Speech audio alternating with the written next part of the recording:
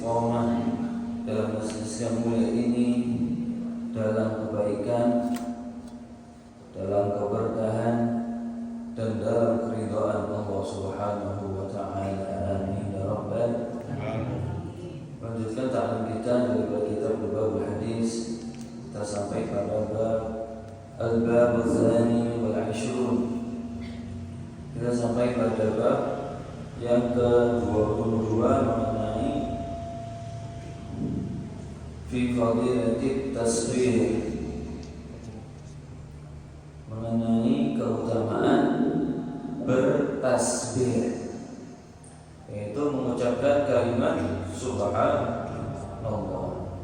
Kalau tahlil mengucapkan kalimat la ilaha illallah. Kalau tahmid alhamdulillah. Kalau takbir Allahu akbar. Kita membahas tentang kalimat at-tasbih.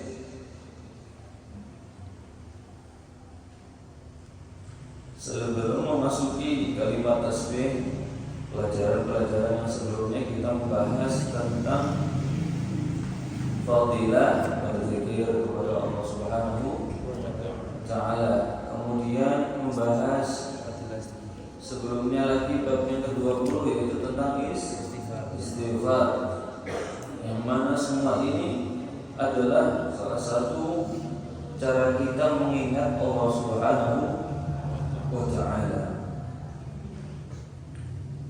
Qala Rasulullah sallallahu alaihi wasallam, ma 'alal ardi rajulun yaqulu la ilaha illallah wallahu akbar wa subhanallah walhamdulillah wa la haula wa la quwwata illa billah illa ghufirat dhunubuhu walau kanat mithla zabadil bahr. Nabi Muhammad sallallahu alaihi wasallam bersabda, tidaklah ada seseorang di atas muka bumi ini dia mengucapkan kalimat la ilaha illallah wallahu akbar subhanallah alhamdulillah wala haula wala quwwata illa billah, kecuali Allah Subhanahu wa taala akan mengampuni dosa-dosanya walaupun dosa-dosanya itu sebanyak buih yang ada di lautan. Buih di lautan Semarang ya, sing putih-putih di laut itu. Apa pasir? Kodok gitu, kodok ya. Sana seperti itu. Sana seperti kodok ya. Pinggir-pinggir lautan itu. Walaupun dosa kita sebanyak buih-buih yang ada di lautan, maka ketika seorang hamba mengucapkan kalimat tadi, maka akan diampuni dosa-dosanya oleh Allah Subhanahu wa ta'ala. Faqala sallallahu alaihi wasallam, man qala subhanallah wa bihamdihi fil yawmi mi'ata marrah khattat khatayahu wa in kanat mithla zabadil bahr. Sabda baginda Muhammad sallallahu alaihi wasallam, siapa orang yang mengucapkan subhanallah wa bihamdihi sebanyak 100 kali di dalam satu hari, subhanallah bihamdihi subhanallah bihamdihi, bagaimana yang kita istiqomahkan setiap sebelum sholat subuh ini 100 kali, maka dosa-dosanya akan diampuni oleh Allah Subhanahu wa taala juga, walaupun dosanya sebanyak buih lautan. Subhanallah bihamdihi tidak harus langsung satu kali majelis 100 kali dalam sehari, tidak, melainkan bisa walaupun mutafarriqah, walaupun terpisah-pisah. Contohnya subuh 10 kali, zuhur 10 kali, asar 10 kali, maghrib 10 kali, terus isya 10 kali. Di lain-lain waktu tersebut juga bisa dicicil. Mungkin subuh 20, asar, zuhur 20, asar 20, maghrib 20, isya 20, sehingga dijumlah dalam satu hari 100 kali. Bisa dicicil. Qala sallallahu alaihi wasallam, subhanallah nisful mizan, alhamdulillah milkul mizan, wallahu akbar milkus samawati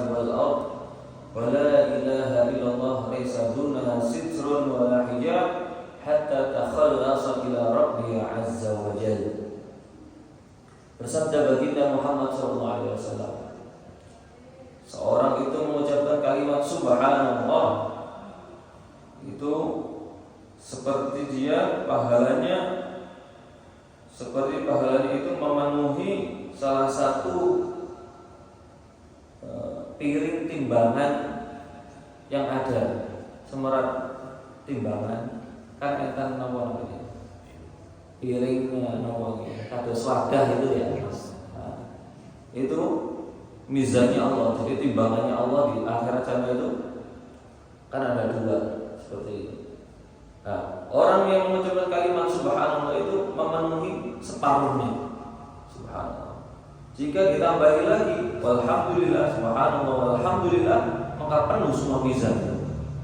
Pernah ceritakan Sayyidina Daud, Nabi Daud alaihissalam pernah berdoa kepada Allah SWT, ya Allah, saya pengen tahu yang namanya mizan, timbangan jenengan itu ya Allah, perlihatkan saya ya Allah. Maka diijabah doanya oleh Allah SWT.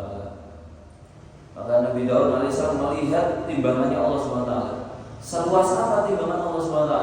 Ma bainas samawati wal ardi. Timbangan itu luasnya, besarnya antara langit dan bumi. Ma bainal masyriqi wal maghrib, antara barat sampai di besar sekali. Sehingga Nabi Daud alaihissalam pingsan, gak kuat, tinggal timbangan Gusti Allah boten iya, saking gede ini kalau nonton. Kemudian tanya Nabi Daud alaihissalam kepada Allah SWT, ya Allah, siapa orang dari hambamu yang dapat memenuhi timbangan tersebut? Besarnya, luasnya besar sekali itu. Siapa orang yang dapat memenuhi timbangan tersebut? Maka kata Allah SWT, jika aku ridho kepada hambaku, walaupun dia itu dengan cara menyedekahkan satu kurma saja, tapi aku ridho kepadanya, itu dapat memenuhi timbangannya tadi. Tapi kalau ridho, bagaimana mendapatkan ridhonya Allah SWT? Yaitu dengan dia itu ketika menyedekahkan dengan betul-betul ikhlas karena Allah SWT. Walaupun satu kurma, itu dapat memenuhi timbangan yang luasnya, yang besarnya itu antara langit dan bumi. Itu yang pertama. Yang kedua, orang itu bisa memenuhi timbangannya itu di akhirat selain dia itu menyedekahkan walaupun dengan satu kurma dan Allah SWT itu ridho dan dia ikhlas, yaitu Allah SWT memberikan bonus, memberikan cara agar seorang itu bisa memenuhi timbangan, yaitu dengan mengucapkan kalimat syahadat, asyhadu an la ilaha illallah wa asyhadu anna Muhammadar Rasulullah. Karena kalimat syahadat tersebut adalah kalimat yang agung, yang besar, yang sekiranya kalau dia itu mengucapkan kalimat tersebut yang aslinya bukan Islam menjadi Islam. Jadi antara Islam dan tidak Islamnya dia. Nah, berarti menunjukkan bahwa kalimat ini bukan sembarangan kalimat. Yang mana orang jika mengucapkan itu maka dia semakin kuat imannya, semakin kuat lagi, semakin kuat. Karena makna kalimat syahadat apa? Aku bersaksi bahwasanya tidak ada Tuhan selain Allah. Dan aku bersaksi bahwasanya Nabi Muhammad adalah utusan Allah Subhanahu wa taala. Kemudian siapa orang mengucapkan kalimat subhanallah bisa memenuhi separuh timbangan. Kalau ditambahi lagi walhamdulillah maka penuhlah timbangan tadi. Wallahu akbar, orang mengucapkan kalimat takbir Allahu akbar bisa memenuhi pahalanya itu antara langit dan bumi. Andaikan pahalanya itu berbentuk jasad, maka bisa memenuhi antara langit dan bumi. Betapa luasnya, betapa besarnya pahala yang Allah Subhanahu wa taala berikan. Alhamdulillah. Wala ilaha illallah. Dan seorang yang mengucapkan kalimat la ilaha illallah, maka tidak ada yang namanya hijab, yang namanya penutup antara dia dengan Allah Subhanahu wa taala. Menunjukkan apa? Di sini ada kinayah. Ketika Allah Subhanahu wa taala memberikan suatu keistimewaan siapa orang mengucapkan kalimat la ilaha illallah, maka di situ tidak ada hijabnya. Maksudnya bagaimana? Itu adalah kinayah bagaimana cepatnya orang itu dikabulkan doanya oleh Allah Subhanahu wa taala. Bahkan diriwayatkan dalam riwayat yang lain, siapa orang yang mengucapkan la ilaha illallah kemudian dia mengangkat tangannya, maka doa-doanya akan diijabah oleh Allah Subhanahu wa taala. Betapa besarnya kalimat la ilaha illallah.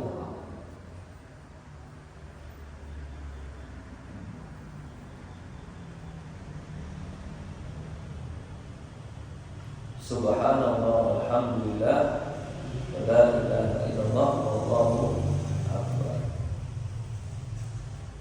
Wa qala sallallahu alaihi wasallam man halala mi'ata wa sabbaha wa kabbara fa innahu khairun min 'ashri raqabin ya'tiquha wa sab'i badanat yanharuha. Dan Nabi Muhammad sallallahu alaihi wasallam, siapa orang yang mengucapkan la ilaha illallah, halala maksudnya mengucapkan la ilaha illallah sebanyak 100 kali, dan dia mengucapkan tasbih subhanallah 100 kali dan mengucapkan takbir Allahu akbar 100 kali, maka sesungguhnya dia itu lebih utama daripada dia memerdekakan 10 budak, dan lebih utama daripada dia menyembelih 7 ekor kurban sunnah karena Allah Ta'ala. Wa qala sallallahu alaihi wasallam man qala subhanallah walhamdulillah wa la ilaha illallah Allahu akbar wa la haula wa la quwwata illa billahil aliyyil azim marratan wahidah qadallahu lahu mi'ata alfi hasanah wa maha anhu mi'ata alfi sayyi'ah wa rafa'a lahu mi'ata alfi darajah. Kata baginda Muhammad sallallahu alaihi wasallam, siapa orang yang mengucapkan kalimat subhanallah walhamdulillah wa la ilaha illallah wallahu akbar wa la haula wa la quwwata illa billahil aliyyil azim 1 kali, maka Allah Subhanahu wa taala menuliskan untuknya pahala sebanyak 100.000 kebaikan, menghapuskan 100.000 kejelekan, dan mengangkat derajatnya 100.000 derajat. Atau yang disebut dengan subhanallah alhamdulillah wa la ilaha illallah wa la haula wa la quwwata illa billahil aliyyil azim, itu disebut dengan al-baqiyatus shalihat. Al-baqiyatus shalihat. Apa itu al-baqiyatus shalihat? Yaitu subhanallah alhamdulillah wa la ilaha illallah wallahu akbar wa la haula wa la quwwata illa billahil aliyyil azim. Orang yang mengucapkan kalimat itu dapat berapa kebaikan? 100.000 kebaikan.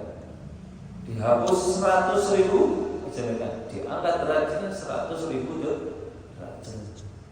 Subhanallah. Itu 100.000.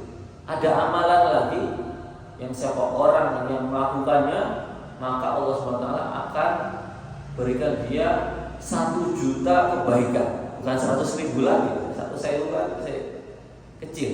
Ini 1 juta, bayangkan. 1 juta kebaikan, 1 juta dosa dihapus, dan diangkat derajatnya 1 juta derajat. Apakah amalan itu?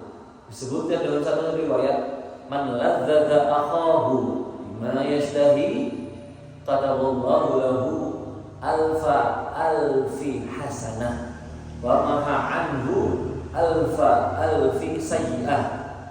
Itu kata baginda Muhammad sallallahu alaihi wasallam, siapa orang yang mengenakkan saudaranya dengan apa yang disukainya. Maksudnya contoh itu enten tamu enten griyane juga.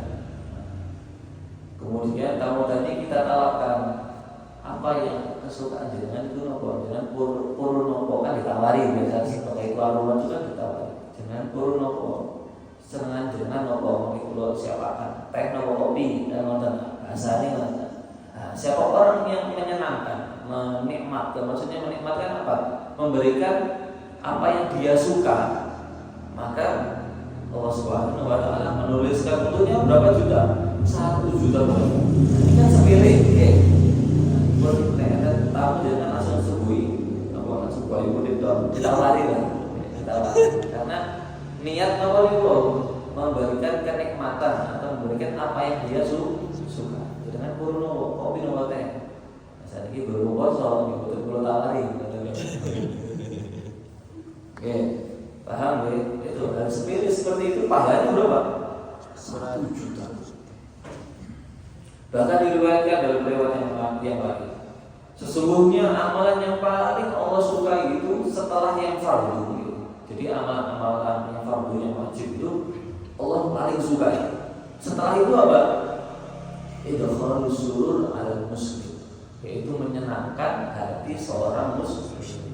Itu orang yang bisa menyenangkan hati seorang muslim baik dengan diberikan sesuatu ataupun yang lainnya, dengan dia niat betul-betul ikhlas kepada Allah SWT. Kemudian orang tadi senang dengan apa yang diberi, maka itu hakikatnya adalah amalan yang paling Allah sukai, paling cintai setelah yang fardu. Bahkan ketika kita ini ada di rumah, kita ini lagi sholat sunnah, contohnya sholat ba'diyah atau sholat duha, tiba-tiba ada tamu datang ketok-ketok, atau ada orang tua datang ke rumah kita, mana yang lebih afdal kita nyambut orang tua? Mungkin orang tua waktu itu manggil, dia boleh ketok-ketok rumah. Mana yang lebih afdal kita tetap melakukan sholat sunnah atau meninggal atau menemui orang tua kita? Lebih afdal menemui orang tua kita. Karena kita apa? Karena lebih wajib seorang itu memenuhi panggilan orang tua daripada amal ibadah yang sunnah. Niatnya apa? Menyenangkan hati orang tua, lebih-lebih orang tua. Seperti itu.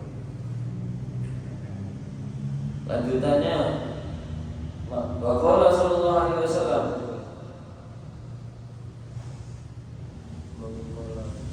Maqala subhanallah ila akhirih tanafara anhu khataya wa dhunub kama tanafara awraqu syajar. Bersabda baginda Muhammad sallallahu alaihi wasallam, siapa orang yang mengucapkan kalimat subhanallah, alhamdulillah, la ilaha illallah, wallahu akbar, la haula wala quwwata illa billahil aliyyil azim, maka dosa-dosanya akan gugur, dosa-dosanya akan rontok darinya seperti rontoknya dedaunan-dedaunan yang ada di pohon ketika kena angin. Pohon itu kena angin, biasanya kan rontok, banyak yang rontok. Seperti itu, pahalanya gugur, rontoknya seperti dedaunan yang jatuh dari pohon. Wa qala sallallahu alaihi wasallam qala subhanallah rabbiyal azim ghurisat lahu biha syajaratun fil jannah. Siapa orang yang mengucapkan kalimat subhanallah rabbiyal azim ghurisat lahu biha syajaratun fil jannah, Allah Subhanahu wa taala akan menanamkan untuknya di surga yaitu pohon untuknya. Seperti kita itu mengucapkan kalimat-kalimat yang baik itu, maka Allah Subhanahu wa taala menciptakan dari kita ketika mengucapkan kalimat tersebut yaitu pohon di surga. Bahkan yang dalam riwayat yang lain yang dimaksud dengan pohon di situ adalah pohon kurma. Allah sallallahu alaihi wasallam qala subhana rabbiyal a'la ghafarallahu lahu wa adkhalahu jannah.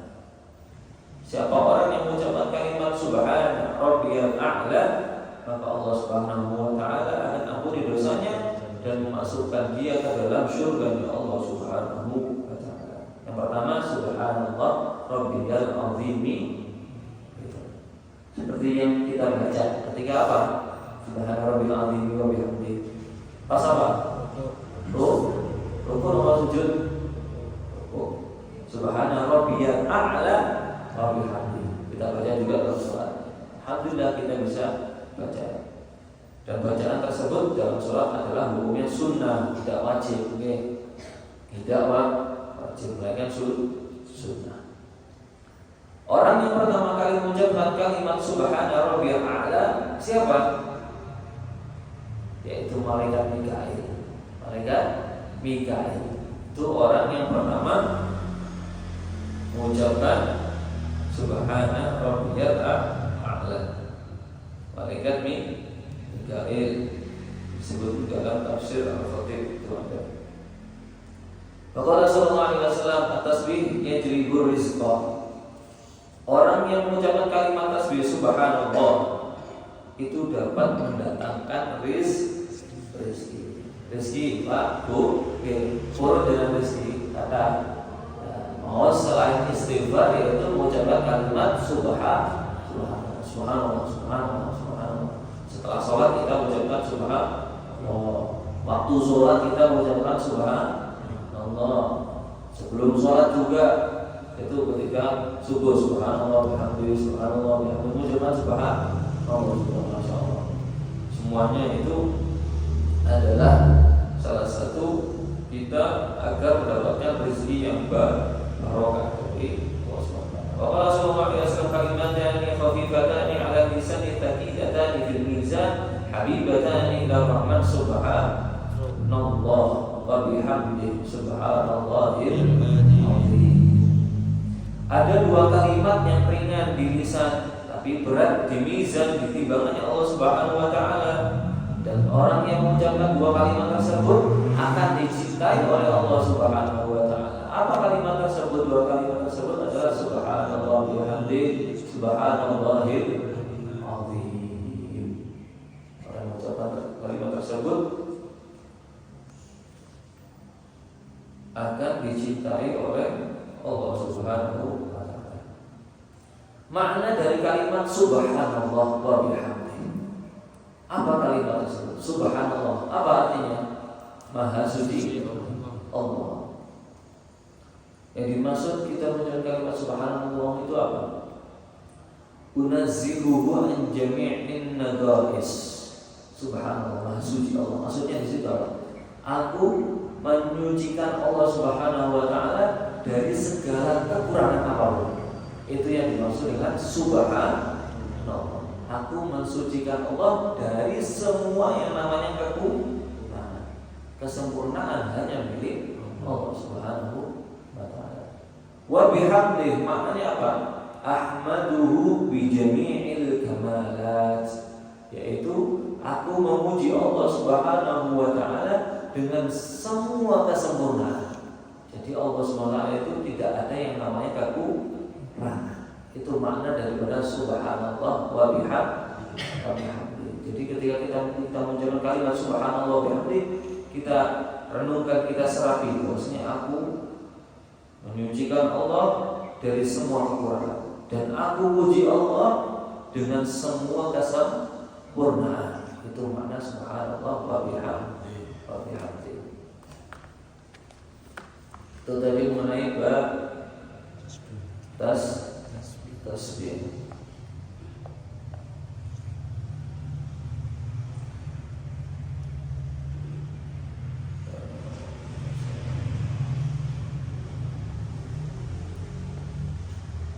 Diriwayatkan dari Al-Imam Abil Hasan Asyadili bahwasanya beliau mengatakan, jika engkau menginginkan hatimu tidak keras, hatimu tidak karatan, dan engkau tidak bakal mendapati yang namanya kesusahan dan dosa-dosamu dihapus oleh Allah Subhanahu wa taala, maka fa'akthir min qawli al-baqiyatus shalihat. Itu perbanyaklah mengucapkan al-baqiyat as-shalihat. Apa dari kalimat al-baqiyat as-shalihat? Subhanallah, alhamdulillah, la ilaha illallah, wallahu akbar, wala haula wala quwwata illa billahil aliyyil azim. Kata Imam Abil Hasan Asyadili, orang yang mengucapkan kalimat tersebut hatinya tidak akan karatan, kemudian tidak akan mendapatkan kesusahan dan dosa-dosanya diampuni oleh Allah Subhanahu wa taala. Itulah fadilah orang yang mengucapkan kalimat al-baqiyatus shalihat.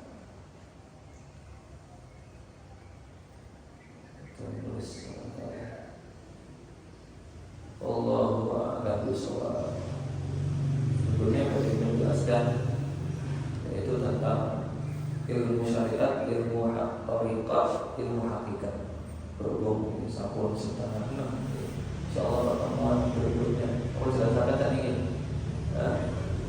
Jelaskan ini mau menjadi mawar. Saat ini mau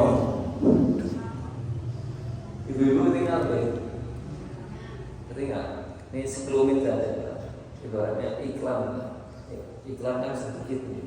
Oke, besok filmnya nih, saya kita ngomong iklan nomor nih, besok ngomong minyak goreng.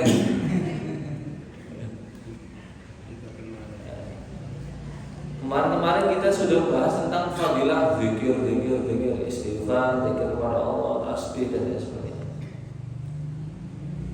Kita akan membahas tentang ilmu syariat, ilmu tariqat dan ilmu hakikat.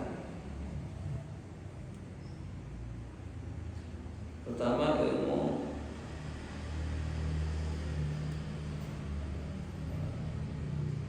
ilmu syariat ini.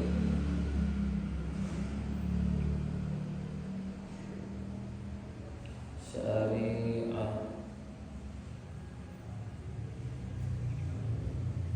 ilmu syariat, ini syariat.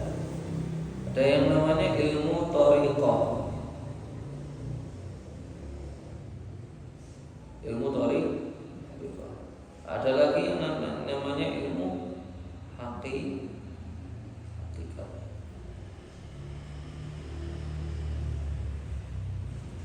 Maksudnya apa? Ada ilmu syariat, ada ilmu thariqat, ada ilmu hakikat. Bagaimana orang itu bisa mendapatkan ketiga ilmu ini? Bagaimana caranya? Di antaranya dengan kita menghadiri majelis seperti ini, kita bisa mendapatkan tiga ilmu ini. Kok bisa? Penjelasannya sebentar lagi. Ilmu syariat, yaitu disebutkan dalam sebuah nadhaman dalam kitab Miftahud Da'wah wa Ta'lim karya Sayyid Muhammad bin Ali Al-Maliki disebutkan fasyari'atul kasabinatin. Ilmu syariat itu seperti perahu, semerang perahu. Nanti naik perahu pada jenengan ini. Tempat juga dalam Suramadu nama perahu. Perahu, kan Suramadu. Suramadu gitu. Fasyari'atul kasabinatin.